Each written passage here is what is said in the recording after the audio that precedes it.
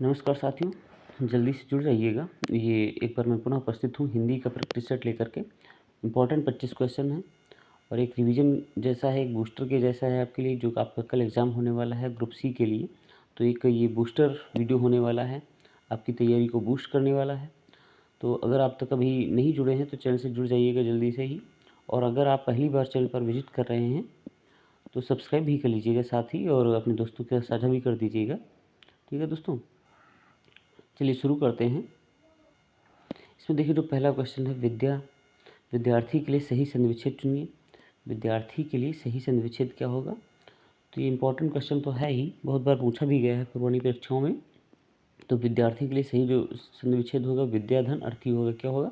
विद्याधन अर्थी हो, माफ़ कीजिए, विद्याधन अर्थी होगा। विद्याधन अर्थी होगा। और इसमें संधि कौन सी है? दीर्घ संधि है। कौन सी संधि है? दीर्घ संधि है।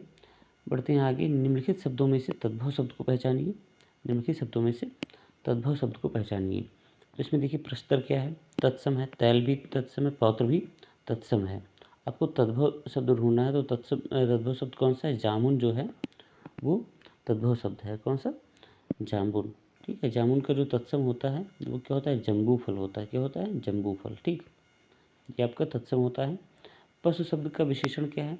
तो पशु शब्द का विशेषण क्या होगा? पार्श्विक होगा। क्या होगा? पार्श्विक होगा। टिक कर लीजिएगा। आज आकाश में छाए हैं। क्या छाए हैं? रिक्त स्थानों की पूर्ति उचित शब्द से कीजिए। जलद छाए हैं, जलद छाए हैं, जलद हैं, नीरज हैं। तो क्या छाए हुए हैं? तो इसमें होगा जलद। क्या होगा? जलद होगा। ठीक है। आज आकाश में जलद छाए हैं। जलद का मतलब होता है बादल। जलद का मतलब क्या होता है? बादल होता है। ये पर्यायवाची है बादल का, इसलिए जलद छाए हैं। देखिए कैसा क्वेश्चन, ये घुमा हुआ है, घुमा करके दिया हुआ है, मतलब थोड़ा सा राउंड अप करके दे दिए हैं कि थोड़ा सा दिमाग लगाना पड़े आपको। तो ऐसे ही क्वेश्चंस पूछे भी गए हैं। स्टेनो की परीक्षा हुई है, ग्रुप डी की हुई है, ड्राइवर ग्रेड की हुई है। तो ऐसे ही क्वेश्चंस के लिए आप तैयार रहिएगा। क्वेश्चंस वही होंगे लगभग, लेकिन क्या है कि बस घुमाए हुए क्वेश्चंस आने हैं। ठीक है, थोड़ा सा घुमा फिरा करके दे देंगे जिसमें आपको एक्स्ट्रा मेहनत करनी पड़े, एक्स्ट्रा दिमाग लगाना पड़े, लेकिन आपको चिंता करने की कोई ज़रूरत नहीं है। निम्नलिखित में से कौन सा अभिकारी शब्द है? अभिकारी कौन सा होता है?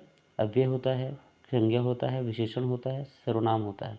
तो अव्यय जो शब्द है वो अभिकारी होता है। अव्यय शब्द क्या होता है? अभिकारी होता है। ठीक। तुम कहाँ जा रहे हो? वाक्य का प्रकार स्पष्ट कीजिए। तुम कहाँ जा रहे हो? तो वाक्य का प्रकार क्या है? जिसमें देखिए क्वेश्चन मार्क लगा हुआ है, प्रश्नवाचक चिन्ह लगा हुआ है।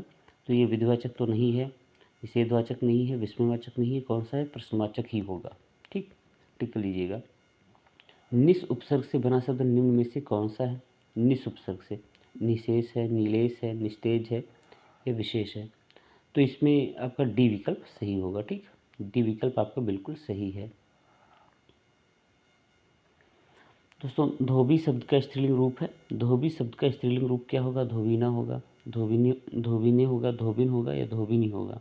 ठीक है, तो जो स्त्रीलिंग रूप है वो होगा धोबिन। धोबी का स्त्रीलिंग क्या होता है? धोबिन होता है। फिर शेर के लिए सही पर्यायवाची शब्दों वाली पंक्ति को चुनिए। अब इसमें देखिए एक ही, उसमें लगभग मान लीजिए 3 क्वेश्चन का समाहार हो गया। इसमें 3 क्वेश्चन हो गए। अभी पूछता है शेर के लिए एक पर्यायवाची को चुनना है, तो आपको इसमें तीनों आपको याद होनी चाहिए।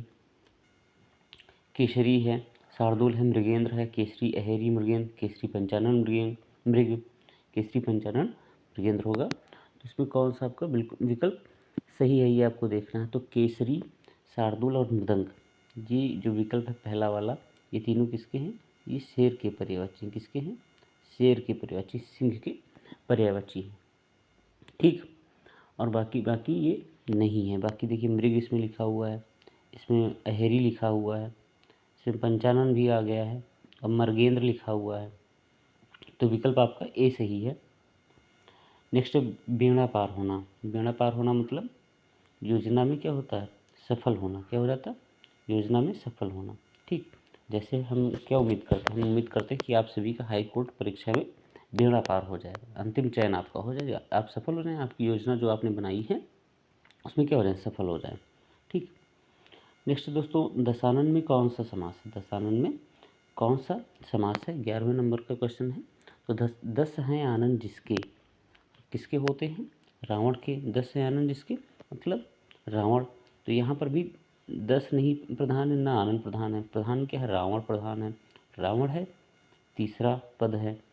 और जहाँ पर तीसरा पद प्रधान होता है, आप सभी लोग बहुत ही अच्छे लोग हैं, बहुत ही अच्छे से जानते हैं इस आंसर को, बहुव्रीहि समास है। अगला है प फ ब भ म। ये जो व्यंजन है ये क्या है? ये दांत से बोलने वाले हैं, ओष्ठ से बोलने वाले हैं, तालव्य से बोलने वाले हैं, कंठ से बोलने वाले हैं। दंत, ओष्ठ, तालव्य, कंठ किससे बोलने वाले हैं? तो इनको आप क्या लिखेंगे? ये ओष्ठ प फ, देखिए ओंठों का इसमें प्रयोग हो रहा है बोलते समय। ओष्ठ हैं, कौन से हैं? ओष्ठ हैं। नेक्स्ट क्वेश्चन है जिसका शत्रु पैदा ही न हुआ हो। तो अशत्रु नहीं होगा, अजन्मा शत्रु होगा नहीं, अज्ञात शत्रु होगा नहीं होगा। इसमें जो विकल्प आपका सही है अजात शत्रु है। जिसका शत्रु पैदा नहीं हुआ है वो जात शत्रु होता है। अगला प्रश्न है हाथी आता है, यह वाक्य बहुवचन में होता है।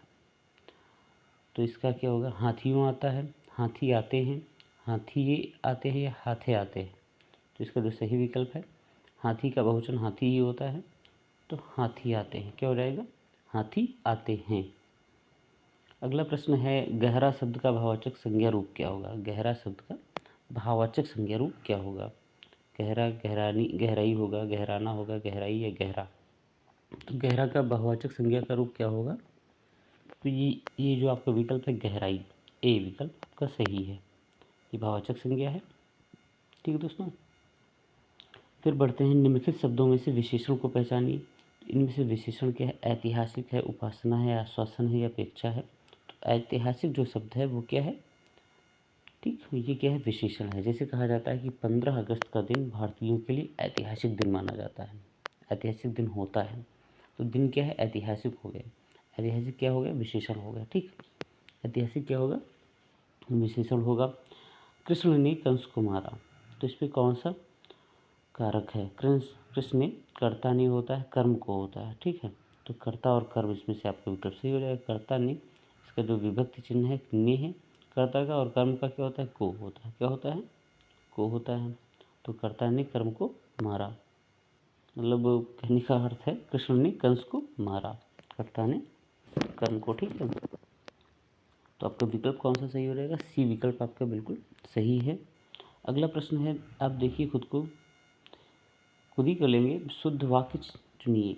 शुद्ध वाक्य क्या है? वाह कितना सुंदर दृश्य है। इसमें देखिए है, ये क्या है? बिंदी रखी हुई है। वाह कितना सुंदर दृश्य है, फिर ये तो नहीं है, दोनों नहीं है, पहला भी नहीं है। आपका जो सही विकल्प वो बी वाला है। देखिए यहाँ पर एक्सक्लेमेशन भी सही जगह लगा हुआ है और है भी सही लिखा हुआ है, तो आपका विकल्प बी बिल्कुल सही है। अगला प्रश्न है परिक्रमा में उपसर्ग है। परिक्रमा में उपसर्ग है, आ, प, पर या परि, तो परि उपसर्ग है। परि उपसर्ग है। उपसर्ग कौन से शब्द होते हैं? मैंने पिछले वीडियोस में बताया है,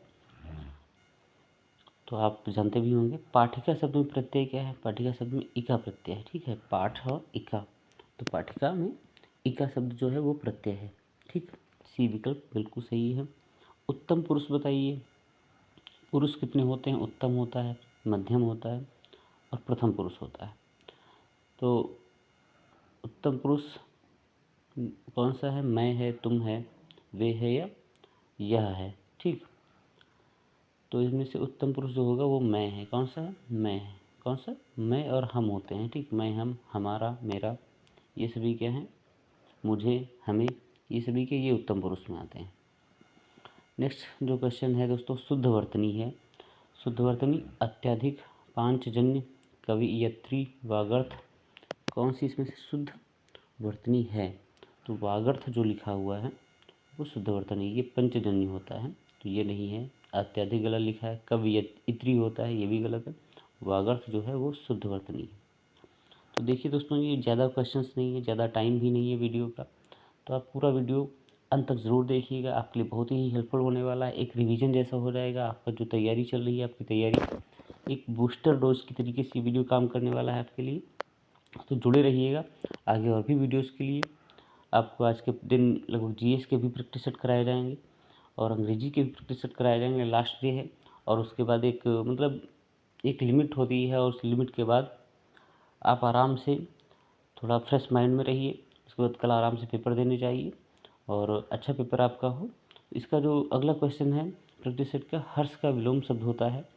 हर्ष शब्द का विलोम क्या होता है? विषाद होता है। क्या होता है? विषाद, हर्ष का विषाद होता है। रानी घर जा रही है वाक्य है, ये सरल वाक्य है। मिश्र वाक्य, संयुक्त वाक्य है, इनमें से कोई नहीं है। रानी घर जा रही है तो ये सरल वाक्य, कौन सा वाक्य है? सरल वाक्य है।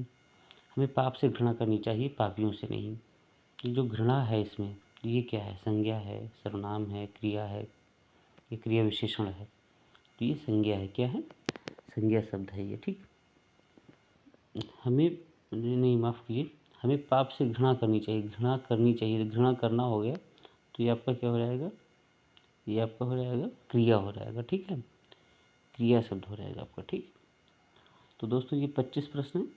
उम्मीद करता हूँ कि आपकी जो तैयारी है इससे और ज़्यादा मजबूत हुई होगी। तो ऐसे ही प्रैक्टिस पाते रहने के लिए आज के दिन और भी अच्छे तरीके से अपनी तैयारी को पूरी करने के लिए चैनल से अगर आप नहीं जुड़े तो जुड़ जाइएगा। चैनल को सब्सक्राइब कर लीजिएगा, साझा कीजिएगा अपने दोस्तों के साथ। और अभी आपको हिंदी का एक और प्रैक्टिस सेट आपको कराया जाएगा। इसके अलावा जीएस के प्रैक्टिस सेट्स हैं, अंग्रेजी के प्रैक्टिस सेट्स हैं, आपको बराबर मिलते रहेंगे। तो दोस्तों वीडियो को अंत तक देखने के लिए धन्यवाद। जय हिंद।